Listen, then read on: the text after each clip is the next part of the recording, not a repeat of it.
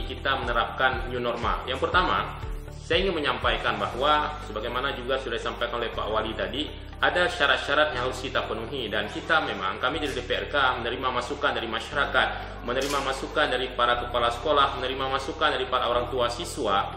Meskipun tadi dari survei yang dilakukan oleh Dinas Pendidikan sudah ada gambaran bahwa sebagian besar, hampir 50% itu meminta agar pendidikan kembali bisa, anak-anak kita kembali bisa kembali sekolah, tidak lagi belajar di rumah. Tapi kita sangat hati-hati mengambil langkah ini. Kenapa? Negara maju saja, itu seperti Korea Selatan, mereka dengan penanganan protokol kesehatan sangat ketat dan sangat baik, itu telah memulai beberapa pekan lalu, mulai yang sebelumnya pendidikan diliburkan, dipindahkan ke rumah, lalu kemudian mereka mengaktifkan kembali setelah melakukan menerapkan protokol kesehatan. Mereka mendisinfektan semua sekolah di Korea Selatan, mereka menjaga physical distancing, mereka melakukan pengukuran suhu tubuh sangat ketat sekali dibandingkan penerapan di negara kita. Tapi apa yang terjadi? Ternyata beberapa sepekan kemudian mereka harus menutup kembali sekolah itu karena terjadi peningkatan kasus. Kita akan sangat hati-hati, bahkan kita perlu nanti memastikan melakukan simulasi terlebih dahulu bagaimana kesiapan sekolah, kesiapan guru, kesiapan orang tua, dan juga kesiapan murid kalau memang kemudian nanti kita di awal semester baru memperlakukan sekolah di masa new normal. Kemudian selanjutnya ada beberapa hal yang perlu kita coba dalami, Pak Kadis Pendidikan dan juga jajaran Dinas Pendidikan. Kurang lebih selama 2,5 bulan kita sudah melakukan pembelajaran. Ini kenapa evaluasi ini, MONEF ini kenapa perlu kita lakukan? Karena agar bisa menjadi, kalau ada kekurangan bisa kita nanti perbaiki di masa new normal. Misalnya, apakah sudah pernah dilakukan evaluasi dan monitoring terkait pembelajaran di rumah selama ini, selama 2,5 bulan? Lalu pertanyaannya kemudian adalah, apakah kendala yang dihadapi oleh guru, oleh siswa, ataupun sekolah ketika penerapan sistem belajar daring atau belajar di rumah selama ini? Bagaimana sistem pengontrolan sekolah selama COVID-19? Anak-anak belajar di rumah, bagaimana sistem pengontrolan dilakukan oleh pihak sekolah? Apakah kita dari dinas atau sekolah memiliki instrumen khusus untuk melakukan evaluasi dan monitoring selama belajar dari rumah dilakukan? Bagaimana cara memenuhi standar kualitas pendidikan selama belajar di rumah tersebut? Lalu bagaimana mengukur efektivitas pembelajaran di rumah itu, pendidikan di rumah selama ini? Bagaimana kemudian pihak sekolah berkoordinasi dengan para orang tua siswa atau murid? Kita tahu selama ini misalnya setiap bulan ada koordinasi atau triwulan itu ada pihak sekolah mengundang orang tua membicarakan kondisi sekolah anak-anak. Bagaimana, apakah ini selama 2,5 bulan telah berlalu, apakah ada dilakukan sistem evaluasi, koordinasi dengan para orang tua selama anak-anak belajar di rumah kurang lebih 2,5 bulan? Kemudian bagaimana biaya yang sudah dikeluarkan? Ya, tentu saya yakin pihak sekolah, pihak dinas sudah mengeluarkan biaya untuk ICT atau e-learning. Apakah manfaat didapatkan sudah sebanding dengan biaya yang dikeluarkan selama 2,5 bulan? Bapak Ibu sekalian, kita tahu bahwa berdasarkan data dari Kementerian Pendidikan Republik Indonesia, jumlah sekolah di Kota Banda Aceh itu SD ada 72 sekolah dengan siswa 22.000. Lalu SMP ada 19 SMP negeri, yang saya maksudlah negeri, dengan jumlah siswa 9.600 orang. Artinya untuk SD dan SMP saja itu kurang lebih 29.600 siswa. Nah, itu kita belum bicara tentang swasta. Nah, pertanyaannya kemudian, kalau kemudian ini jangan salah dipahami, maksud saya adalah ingin menyampaikan data-data ini agar kita lebih siap, ya, agar kita lebih siap. Katakanlah ada 30.000 kurang lebih jumlah siswa SD SMP, itu belum TK, belum PAUD dan sebagainya, belum swasta. Kalau kita menerapkan protokol di kesehatan di sekolah, apakah pihak pemerintah, namanya Dinas Pendidikan atau instansi terkait, sudah siap kita melakukan pembersihan disinfektan di seluruh sekolah yang ada di Banda Aceh? Kurang lebih ada hampir 90-an yang negeri itu, ya. Apakah kita sudah siap melakukannya? Kemudian, apakah kita sudah siap menyediakan wastafel portable di semua sekolah di Kota Banda Aceh? Lalu apakah kita sudah siap lakukan pemeriksaan suhu tubuh dengan menggunakan thermal gun atau thermal detector ketika anak-anak masuk setiap paginya. Bagaimana kemudian apakah terhadap pihak yang menjemput, apakah kita sudah siap menyediakan hand sanitizer di sekolah-sekolah, di seluruh sekolah? Lalu apakah kita sudah siap membagikan masker kepada hampir 30.000 siswa negeri SD dan SMP yang ada di Kota Banda Aceh kalau kita melakukan pendidikan di masa new normal itu? Itu pertanyaan-pertanyaan yang perlu kita dalami, dengan tujuannya bukan untuk mencari kekurangan, tujuannya supaya kita lebih siap sehingga program-program yang selama ini sudah dilakukan sangat baik oleh Pak Wali dan Pak Wakil itu bisa juga diterjemahkan dengan sangat baik oleh jajaran Dinas Pendidikan. Kemudian bagaimana kemudian kita memastikan bahwa misalnya selama ini setiap satu kelas misalnya ada 32 siswa, lalu dengan pemberlakuan physical distancing itu kan hampir 50%, artinya tinggal 16. Bagaimana nasib dengan anak-anak yang 16 lagi? Apakah mereka shift di siangnya atau di selang satu hari? Ini kan juga perlu kita kaji. Bagaimana mereka sistem penjemputan orang tua supaya tidak terjadi antrian di depan pintu sekolah. Coba bayangkan misalnya di Jambudape depan sekolah mungkin sampai ke Penayung nanti terjadi antrian. Kenapa? Karena menjaga jarak dan sebagainya. Jadi ini protokol-protokol kesehatan ini harus sangat baik kita persiapkan kalau nanti kita bersepakat untuk melanjutkan pendidikan sebagaimana harapan kita semuanya agar sekolah di Banda Aceh kembali normal di masa new normal. Kenapa?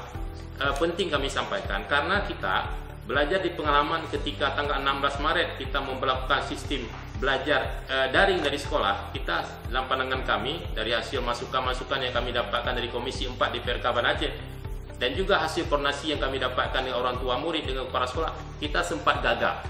Artinya ketika awal diberlakukan sistem belajar di rumah daring, kita sempat gagap ketika sekolah diliburkan, dipindahkan ke rumah. Jangan sampai kemudian ketika kita membuka kembali sekolah kita kembali dalam tanda kutip gagap. Kenapa? Karena tidak siap menghadapi. Makanya yang disampaikan oleh Pak Wali Kota tadi sangat tepat. Kita harus coba lakukan simulasi terlebih dahulu, Pak Kadis. Ya. Setiap saat kita harus lakukan simulasi sehingga kita nantinya tidak terkejut dan terbiasa dengan hidup di era new normal.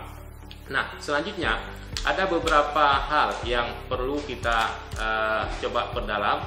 Yang pertama, kami di DPRK Banda Aceh bersama pemerintah Kota Banda Aceh itu sudah mengalokasikan kurang lebih 21% anggaran APBK. Dari total 1,4 triliun anggaran APBK, sebanyak 278 miliar kita alokasikan untuk Dinas Pendidikan.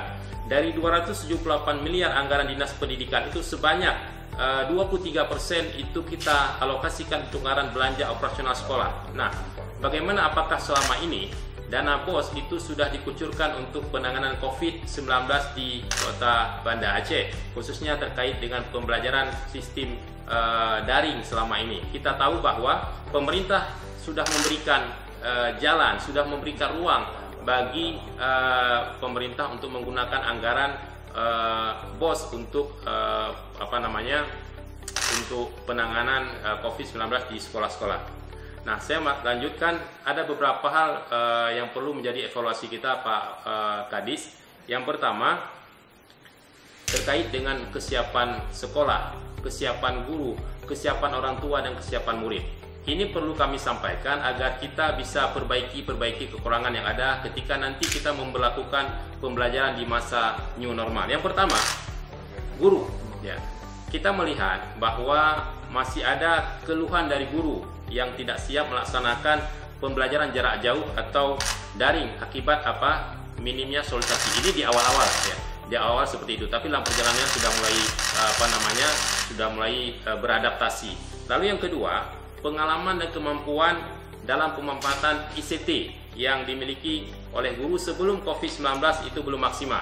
Nah, ini perlu dievaluasi, Pak Kadis ya. Ini perlu dievaluasi sehingga kalau diberlakukan itu nanti di era new normal para guru siap memberikan pelayanan meskipun belajar dalam kondisi yang tidak normal selama ini. Yang kedua, permasalahan dihadapi oleh para siswa, tadi para guru. Permasalahan dihadapi oleh para siswa adalah tidak familiarnya siswa menggunakan aplikasi yang mendukung pembelajaran sistem jarak jauh ya. Sebagaimana misalnya seperti e-belajar, Zoom, Google Classroom dan sebagainya. Jadi kan di awal-awal, karena saya juga punya anak yang kelas 5 SD, itu di awal sempat gagap ketika tanggal 16 Maret pihak sekolah memberikan instruksi melalui sistem aplikasi WA, kemudian juga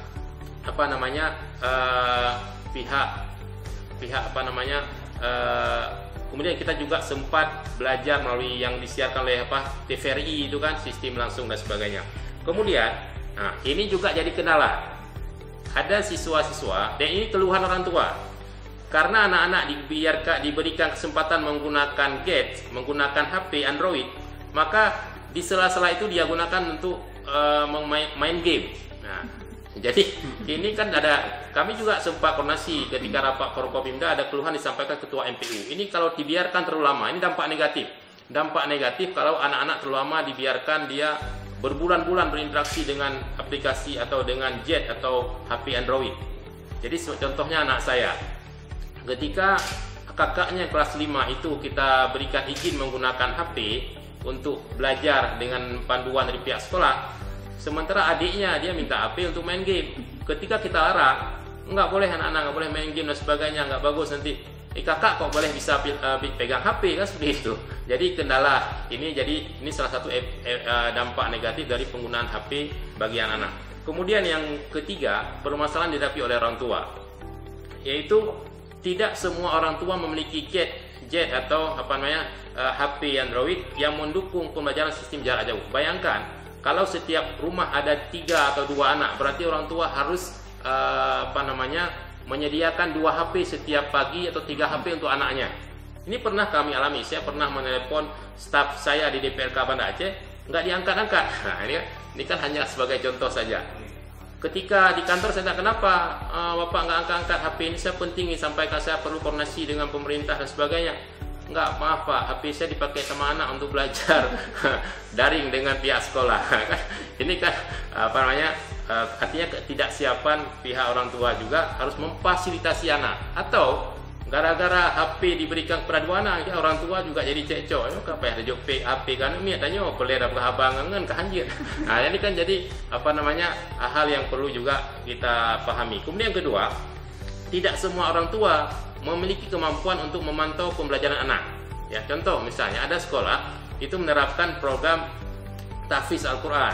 Kalau selama ini dia mungkin di sekolah ada guru tahfiz, ada yang mengevaluasi. Ketika pulang ke rumah, ini juga keluhan ini kami sampaikan kami dengar dari orang tua. Ya, jadi kiban tanya anu murajaah, you cek hafalan juz 29, tanya mau juz 20 anak bere hello.